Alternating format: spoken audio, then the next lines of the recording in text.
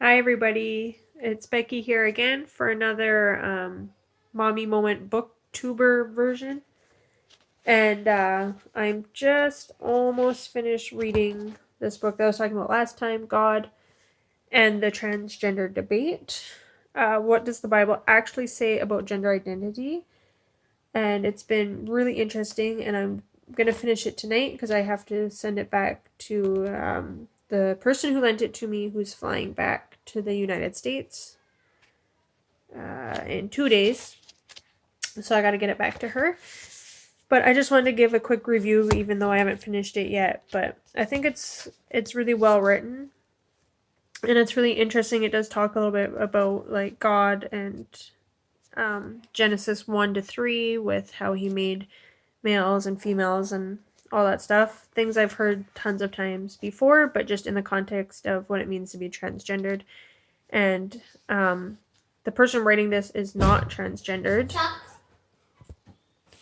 Hi guys, it's me. So yeah, the author is not transgendered. But I still think he does a good job of talking with love and grace and respect to that community while holding to the biblical truth and what God says about it. But I just wanted to give read just a quick portion of it that I think is a good challenge to everybody. Sorry, mommy moments, right? But I think that this gives a good challenge to everyone who's a Christian trying to live under God's rules, under his creation, trying to obey God and honor God, and who love God and want to do those things. I think this is a good challenge to all of us. And this chapter number 4 is on making a decision, and it talks about authority, basically, who has the search for an authority we can trust. So do we trust in ourselves? Do we trust in society? Do we trust in God, right?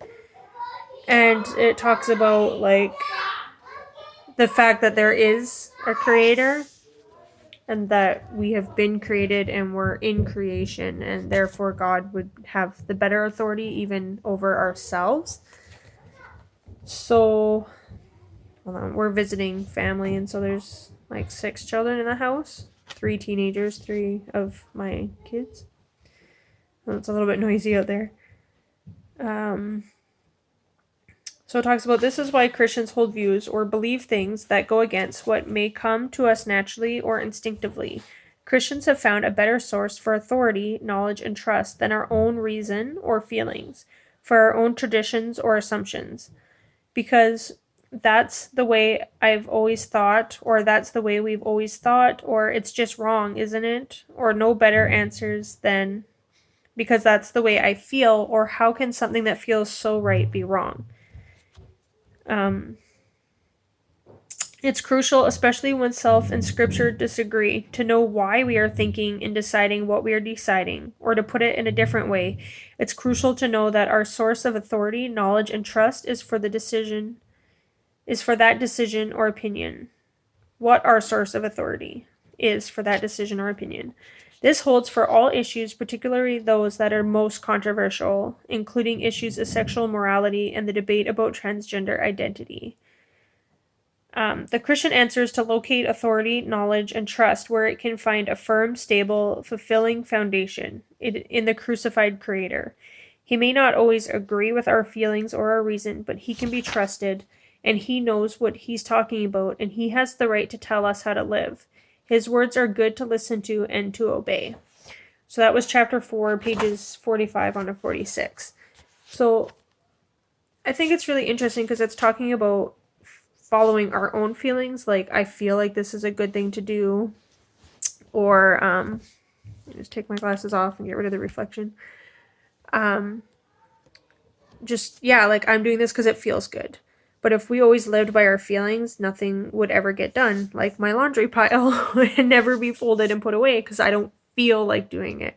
Or if I just waited until I felt like doing the dishes or mopping the floor, it would never get done. How many of us would go to work every single day, or even just get out of bed some days, based solely just on we feel like getting out of bed, we feel like going to work. Our feelings can definitely lead us astray, and we need to look to a bigger authority in our life. Like, we need to go to work because we need to pay our bills, and we're going to get kicked out of our home, or have our car repossessed, or starve because we don't have the money to buy groceries because we didn't feel like going to work. So there's a higher calling, a higher authority in our life that tells us this. And for me, the challenge is talking about you may feel this way, but you choose to deny those feelings in order to honor and follow God over here, because his law tells us this, even though we feel this. And the challenge to me came with anger, because I've always struggled. Hold on a second. So I've always struggled with anger for as long as I can possibly remember. We've had some issues with our middle child. And so I was asking my mom, and she's like, you were angry, like, from very, very little. My parents divorced when I was around 3. They separated. And I asked my mom, is that because daddy's little girl? Did the anger come then? And she said it got worse for a little bit, but it was even before my mom and dad separated. So I could live, and I have lived, with just venting my anger, and it does affect everybody around me. And I see it affecting now as a mom. It affects my kids and the way they express their anger and stuff. So I can just live venting my anger and being angry all the time and having no control or anything. Or I can look to God's word and what he says about it. And I just looked up quickly, Googled, what does the Bible say about anger? And there's tons and tons of verses, but verses like Proverbs 29:11, fools give full vent to their rage, but the wise bring calm in the end. Now, do I want to be, even though my feelings tell me to rage, do I want to be considered a fool, or do I want to bring calm in the end? And I think I would much rather have calm in my household than to be seen as a fool and vent my full rage. Or James 1 verses 19 to 20, my dear brothers and sisters, take note of this. Everyone should be quick to listen, slow to speak, and slow to become angry, because human anger does not produce the righteousness that God desires. Colossians 3:8, but now you must also rid yourselves of all such things as these: anger, rage, malice, slander, and filthy language from your lips. Proverbs 14:29, whoever is patient has great understanding, but one who is quick-tempered displays folly. Again, looking like a fool. Do I want to be patient and have great understanding, or do I want to be quick-tempered and display folly? So those are just a couple little verses that I wrote down. But yeah, like I'm a Christian, so I want to live under the authority of Jesus and what his word says to me about anger or any of my feelings. Like eating ice cream for dinner versus eating something sensible. Going for a walk and getting the exercise that I need versus just sitting around all day and watching TV and doing nothing. Folding my laundry or doing my dishes versus neglecting my house altogether, or with anger and expressing how I'm feeling and giving full vent to my anger versus bringing it to God and getting healing and getting understanding, and sometimes just learning to not express that anger in the moment but deal with it later on and get help for that. And this video isn't really meant to be about dealing with anger, but just a challenge to all of us from this book, that how we feel. I know the culture tells us just as long as you feel good, as long as you're happy, chase down your feelings. If you're not happy, then change it.